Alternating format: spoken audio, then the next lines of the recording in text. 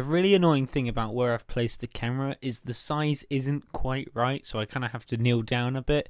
So I've also had to stack it on top of Christopher Eccleston's autobiography.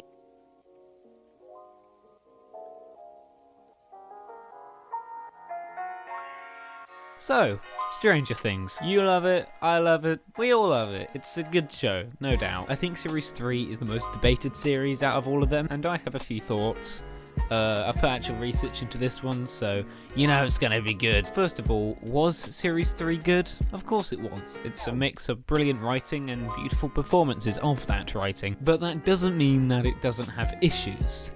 Big issues. I'm just confused what Series 3 was trying to do, to be honest. What was the actual point in it apart from just to continue the show? Stranger Things has always been a horror. It's based off horror movies and stories from the 80s, mostly John Carpenter and Stephen King. It's like they mashed in a bunch of references that work into the plot, and it works well. The show has always had jump scares and a whole lot of tension, but not Series 3, because Series 3 is a comedy, which is very odd. First of all, why the hell would you change the style of your show that much? Second of all, looking back at the trailers and all the promotional stuff, we weren't ever expecting a comedy. Like, in fact, the trailer made it look like the most serious series to date. But then instead, we got fart jokes.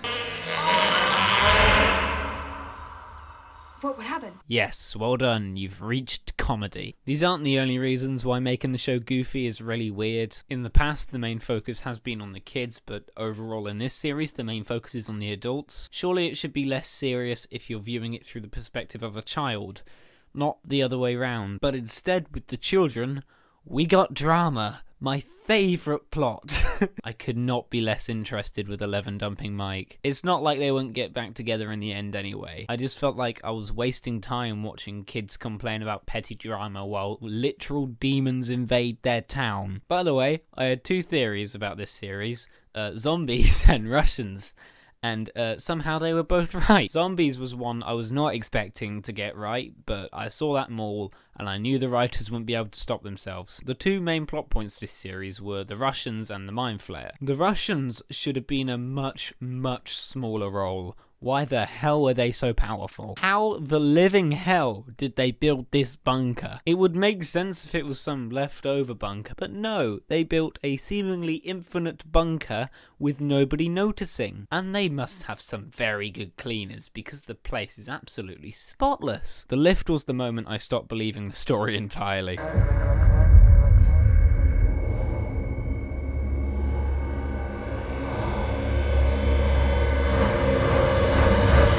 The bunker just felt like it was taking the piss, and the main focus is on that, and they made it a comedy for some reason. And that plot was the same horror-like style as the rest of the show, so I enjoyed that much more, especially the zombies turning into the Thing-inspired creatures. But next to the comedy plot, it just seemed so depressing and sad, and I loved the whole taking over the town plot, but then the show scraps that last minute and goes with a massive monster.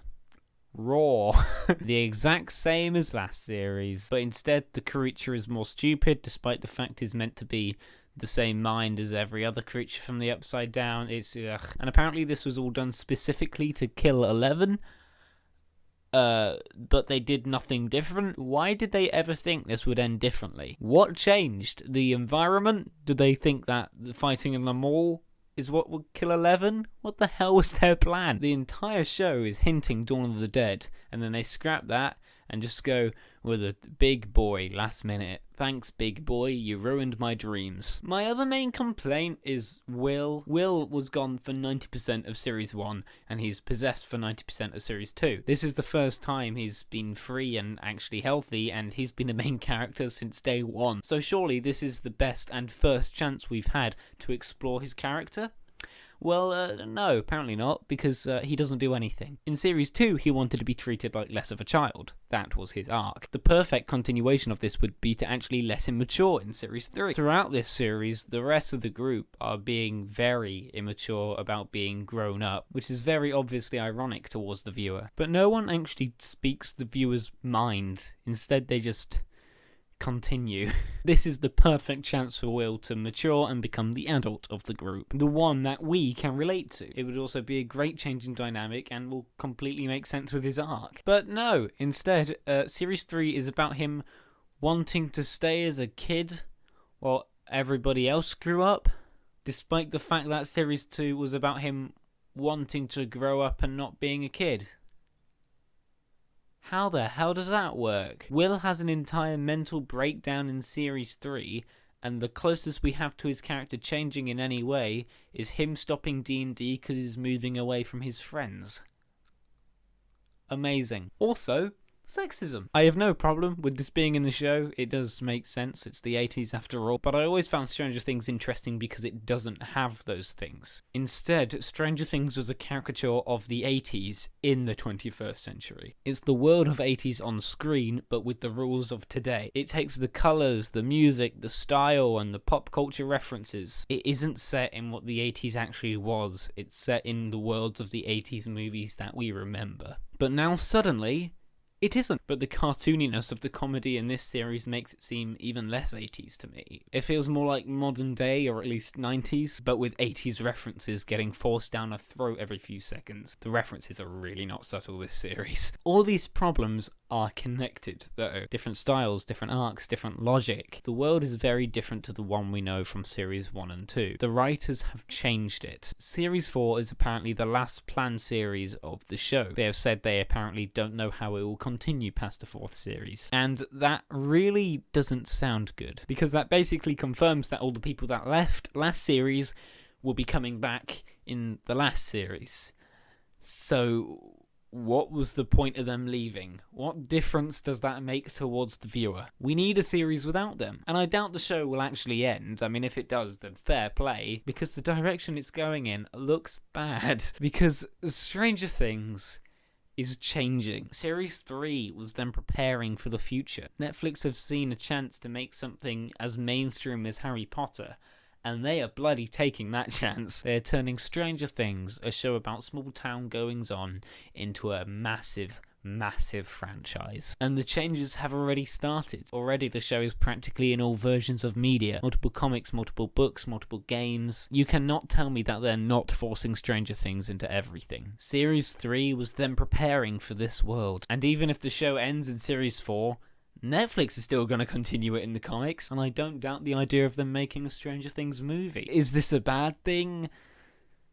Who's to say? I would rather Stranger Things stays as small as its original stories, but hell, I'll take more stories if they're good. Why not? I have already bought and read the first Stranger Things comic. It's just over there. I can't be bothered to go get it. It's set during Series 1 of the show, and it's actually really good. I really enjoyed it, and I'm happy that it's an official canon story. But do I want a story about Scientist Man? No, that sounds really boring. Do I want a book about Max running away? Not particularly. Do I want to read about Hopper recovering from the war?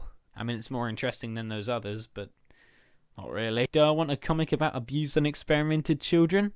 Hell yeah, give me that abuse storyline. Love them. I'm worried about the franchise because Netflix are never ever going to let it go.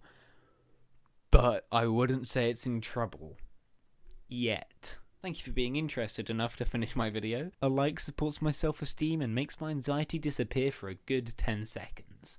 Maybe less. And subscribing cures my autism. Don't complain about that joke. I do actually have autism. Making these jokes is like our version of the N-word. That's the worst thing I've ever said. Bye now.